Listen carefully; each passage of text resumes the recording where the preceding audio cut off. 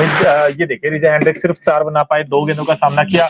Strike rate बड़ा amazing है, but run नहीं आए। बिल्कुल। और भाई रिचा हेंड्रिक्स से हमेशा उम्मीद रहती है कि रिचा बड़ा अच्छा स्टार्ट देंगे, सॉलिड स्टार्ट देंगे, लेकिन आज वो कुछ खास कमाल बिल्कुल, एक चौका जरूर लगाया था, लग रहा था कि यहाँ से कुछ कमाल कर पाएंगे। 12 मार्करम का नहीं दिखा पाया। बिल्कुल, डेफिनेटली इनका भी पराक्रम नहीं दिखा।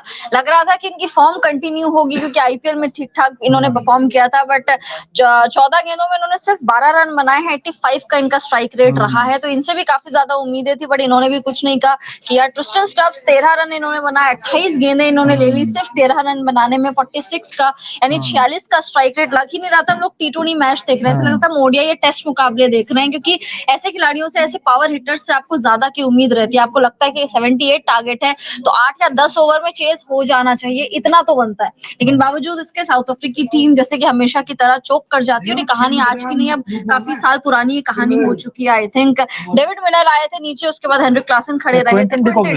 क्विंटन डिकॉक से उम्मीद ये थी कि वो अच्छी पारी खेलेंगे, जबरदस्त बैटिंग करेंगे, लेकिन एक छक्का जरूर लगाया उन्होंने। लगा कि आज तो इरादे साफ कर दिए, लेकिन विकेट जब हम बार-बार बात कर रहे हैं, विकेट ही कुछ ऐसा था जहां पे गेम थोड़ा सा बहुत ज्यादा फंस के, बिल्कुल बहुत ज्यादा फंस के आ रहा था। इसीलिए केशव महाराज की आपने गेंदबाजी आज देखी होगी, क्योंकि स्पिनर्स अटैक में आ गए थे। क्विंटन डिकॉक को पता नहीं वो क्या करना चाहते थे, वो हसरंगा को कैच दे बैठे, कॉटन बोल्ड आउट हो गए, रोकना चाहते थे पहले, उसके बाद फिर एंड मौके पर उन्होंने, लेकिन हसरंगा भी मानना पड़ेगा बड़ी जबरदस्त गेंदबाजी की आज हसरंगा ने, क्योंकि जो दोनों डिस्मिसल्स हैं क्विंटन डिकॉक का, वो जो कॉटन बोल्ड आउट किया, उसके बाद ट्रिस्टन स्टब्स को जिस तरीके से आउट किया, भाई कमाल, काबिले तारीफ है। बिल्कुल, और आई थिंक पिच ने काफी ज्यादा हेल्प करी है, जैसे हसरंगा हो गया या फिर केशव महाराज हो गए, इनकी काफी ज्यादा मदद करी, क्योंकि ड्रॉप इन पिचेस का अक्सर वही नेचर रहता है कि अनइवन बाउंस आपको देखने को मिलता है। यहाँ पे कभी भी आपको रफ पैचेस देखने को मिल जाएंगे और कभी भी आपको अनइवन बाउंस देखने को मिल जाएगा। तो वही कंडीशंस आज आड़े आई है आई थिंक श्रीलंका और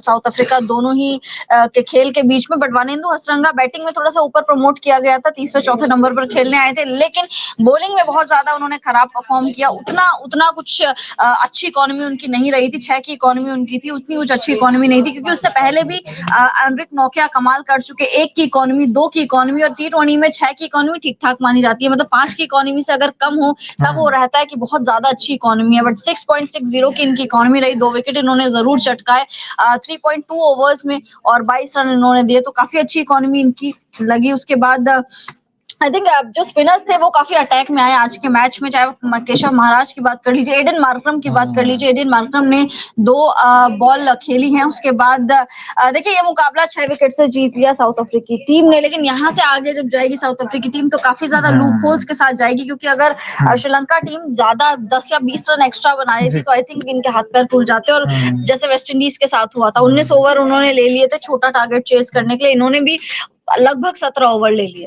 लेकिन आपने हसरंगा की बात की, भाई हसरंगा ने बड़ी जबरदस्त गेंदबाजी की आज। वैसे देखा तो ठीक है, 3.2 ओवर में उन्होंने 22 रन दिए, लेकिन 2 बड़े इंपॉर्टेंट विकेट दिए। उन्होंने क्विंटन डिकॉक को आउट किया, ट्रिस्टन स्टब्स को आउट किया।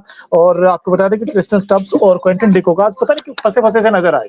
हालांकि अगर इस मैच की आप कहोगे सेंटर ऑफ अट्रैक्शन क्या रहा, तो मुझे लगता है कि भाई जो एनरिक नोकिया का जो स्पेल था, भाई जबरदस्त बॉलिंग की उन्होंने आज, आउटस्टैंडिंग बॉलिंग की यार। उन्होंने सिर्फ 7 रन देकर 4 विकेट छटके। आई थिंक ये जो स्पेल था भाई दिल जीत लिया उसने।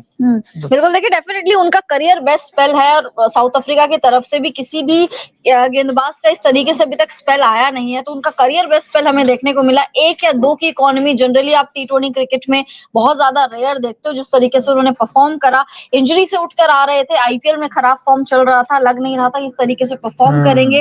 बावजूद इसके 4 विकेट चटकाए उन्होंने, 1.80 की इकोनॉमी उनकी रही, सिर्फ 4 ओवर में 7 रन उन्होंने लुटाए हैं। ऐसे बेस्ट फिगर्स आपको बहुत रेयर देखने को मिलते हैं, जो कि आज एनरिक नोकिया के रहे, केशव महाराज के रहे या फिर रबाडा, इनके भी बहुत अच्छे रहे। केशव महाराज की बात करें, 4 ओवर 22 रन इन्होंने दिए हैं, 2 विकेट इन्होंने चटकाए, 5.50 की economy. Keshav Maharaj world cup पिछला साल आपको याद होगा, पिछले साल भी काफी अच्छी वर्ल्ड कप में बल्लेबाजी इन्होंने करी थी, गेंदबाजी भी करी थी, क्योंकि ये गेंदबाजी भी और बल्लेबाजी दोनों ही कर लेते हैं। बट इस बार गेंदबाजी में कमाल कर दिया। रबाडा जिनकी फॉर्म नहीं थी पूरे आईपीएल में, थ्रू आउट द आईपीएल ये बिल्कुल बेकार परफॉर्म कर रहे थे, बावजूद इसके के 21 रन इन्होंने दिए हैं, 2 विकेट इन्होंने चटकाए हैं। तो गेंदबाजी अच्छी हुई साउथ अफ्रीका की, इसीलिए आज उन्होंने 77 पे रोक दिया था टीम को, श्रीलंका की टीम को, और उसके बाद 78 को चेस करना बहुत ही मतलब बहुत ज्यादा बड़ा टोटल नहीं था, बावजूद इसके उन्होंने 17 ओवर लगा दिए।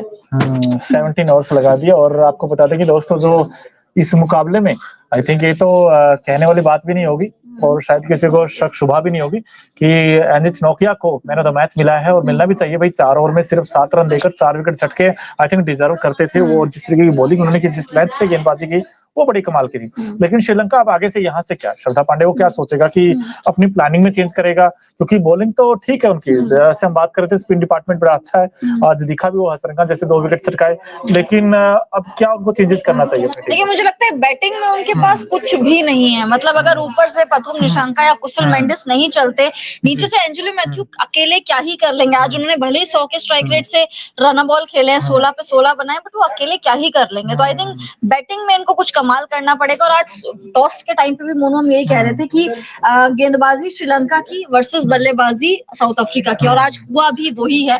बट साउथ अफ्रीका ने एक्सेप्शनल गेंदबाजी भी कर ली, दोनों ही डिपार्टमेंट में साउथ अफ्रीका अच्छा खेल गई और दोनों ही डिपार्टमेंट में श्रीलंका उतना अच्छा परफॉर्म थोड़ा सा कह सकते हैं आप बैटिंग में अच्छा खेल गई, क्योंकि फंस गई थी। और आपने सही कहा कि यार दोनों टीमें हैं चौक करती है। आज हमने साउथ अफ्रीका को भी देखा भाई चौक करते हुए, क्योंकि ये जो टारगेट था 10-11 ओवर में बनना चाहिए था, लेकिन 16.2 ओवर बनाया, 16.2 ओवर में, और 22 गेंद शेष रहते। हालांकि ये मैच जीत गया साउथ अफ्रीका, बट फिर भी।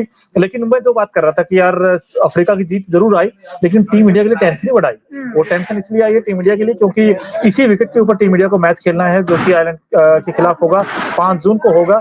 और ये जो पिच है, जैसा बिहेव किया है, हालांकि ड्रॉपिंग पिचेज हैं जैसे हम जानते हैं, लेकिन ये तो बिल्कुल ही मतलब उस तरह का पिच है जहां पर हाई स्कोरिंग गेम बनते ही नहीं है। आपने बांग्लादेश को देखा था, वही फंसते हुए नजर आया था मैच में।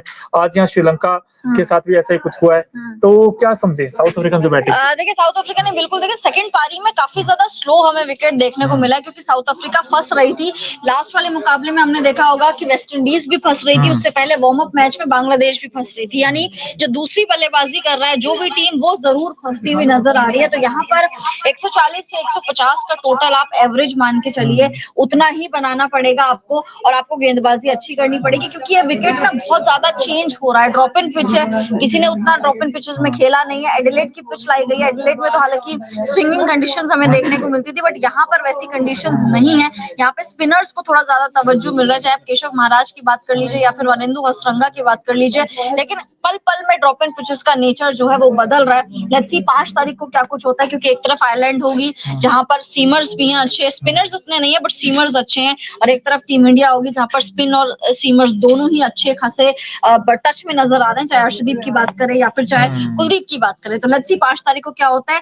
पिच बहुत अच्छे से पढ़नी पड़ेगी, क्योंकि यहाँ पर पूरा खेल अब पिच का पिच का लग रहा है, पिच का लग रहा है। और अगर आप श्रीलंका की बात करेंगे भाई इस मैच में, तो क्या श्रीलंका मतलब बैटिंग में ही हार गया था, या फिर ये तो आर्टिफिशियल एक्साइटमेंट था कि चलो यार बॉलर्स ऐसा कुछ कमाल कर दें, बट ऐसा हो नहीं पाया। और खासकर जब आपके पास स्मॉल टारगेट हो, अगर यहाँ पर 120 130 होते तो हो भी सकता था कि आपको क्लोज फाइट देखने को मिलती, लेकिन कहीं ना कहीं बैटिंग एक सबसे बड़ा इनका टर्निंग पॉइंट रहा, मैच का हार का कारण रहा। बैटिंग डेफिनेटली इनका टर्निंग पॉइंट रहा, हार का कारण बैटिंग ही रहा, क्योंकि जब ऊपर से पावर प्ले में आपके 2 या 3 विकेट्स गिर जाते हैं, नीचे वाले जो मिडिल ऑर्डर होता है उस पर काफी ज्यादा प्रेशर आ जाता है। मिडिल ऑर्डर ने भी कुछ नहीं किया, दसुन शनाका जो थे उन्होंने थोड़ी सी साझेदारी करी थी एंजेलो मैथ्यूज के साथ, उसके बाद एंजेलो मैथ्यूज भी अपना विकेट थमा बैठे थे, बट कुशल मेंडिस बहुत बड़े मुझे लगता है हार के गुनहगार यही हैं, क्योंकि 30 बॉलों में इन्होंने सिर्फ 19 रन बनाए हैं, 63 का स्ट्राइक रेट। जब आप ओपनर हो तो आपके पास ज्यादा जिम्मेदारी होती है, और इस पिच पर मुझे लग रहा है कि टेक्निक से ज्यादा अनुभव आपका काम आएगा, कि क्या आपको